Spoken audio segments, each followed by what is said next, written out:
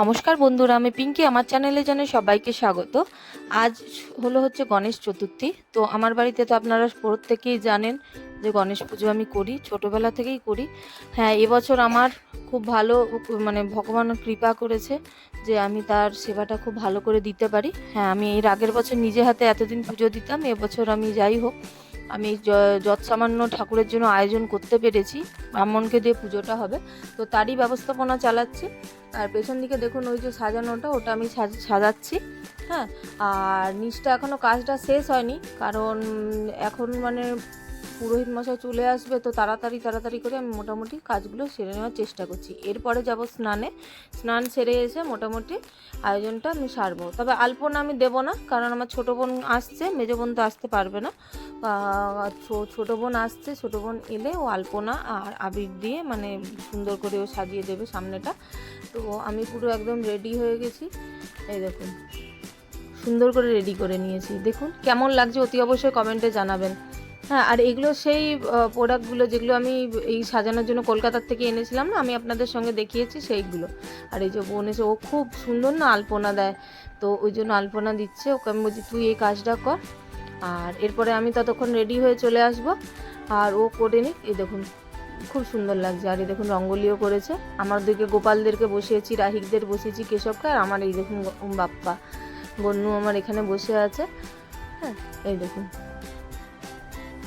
খুব সুন্দর লাগছে। সামনে থেকে না দেখলে বুঝতে পারবে না। মোটামুটি এখানে ফল সমস্ত কাটা হয়ে গিয়েছে, আর এরপরে বামুন মশাই চলে আসবেন। আর সোমনাথ গেছে একটু অফিসে, এক্ষুনিও চলে আসবে, এলে মোটামুটি পুজো শুরু হয়ে যাবে। তো চলুন পুজোটা শুরু করা যাক। এই যে ব্রাহ্মণ মশাই এসে গিয়েছেন, উনি ঘট পাচ্ছেন। আর আমি এপাশে যা যা বলছেন হেল্প করে দিচ্ছি। সোমনাথ আর সিটিও হেল্প করছে, এসছে ওর ছোটো মা। তো আমি এরকম মোটামুটি একটু ঘেমে যাচ্ছি, তবু এই লুকটা এরকমই দিয়েছি। কেমন লাগছে জানাবেন। জ্ঞান স্বরূপায় বিভবায় নমো নমঃ শিবায় শক্তিনাথায় সচ্ছন্দমধ্বন্দরুদ্ধং মধুপবেলকণ্ডস্থলং সিন্দুরং সভাকরং বন্দে শৈলসুদাস্तं গণপতিং সিদ্ধিপ্রদকামদং এতে গন্ধপুষ্পে ওং নমো গণেশায় নমঃ ওং গণেশদেব ইহাবচ্চ ইয়তিষ্ঠ সন্নিধেহি ইয়সন্নিরুদ্ধ স্বপ্নাধিষ্ঠানং কুরু মম পূজাং গৃহাণ ও গণপতে নমস্তুভ্যং সুপ্রীতো ভব পূজনে যদর্থি ক্রিয়তে পূজা তৎকর্ম সফলং কুরু গণেশদেব প্রিয় পূজনে সন্তুষ্টো ভব বরদো ভব মঙ্গলং কুরু মঙ্গলং মুদিদেহি ওং একদন্ত মহাকায় রাম গণেশায় রাম গণেশায় রাম গণেশায় তো হোম শেষ হয়ে গেল, এরপরে হচ্ছে আরতি। এরপরে দিয়ে দেবো আমরা সবাই পুষ্পাঞ্জলি।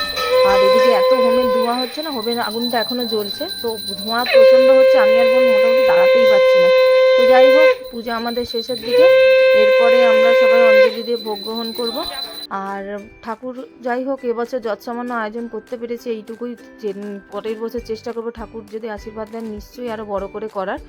তো এই দেখুন আমার পুজো মোটামুটি হয়ে গিয়েছে।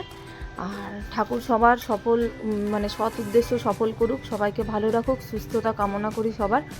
আর সবাইকে জানাই শুভ গণেশ চতুর্থী। তো ভিডিওটা আজকে এই অবধি রাখলাম, দেখা হচ্ছে নেক্সট ব্লগে।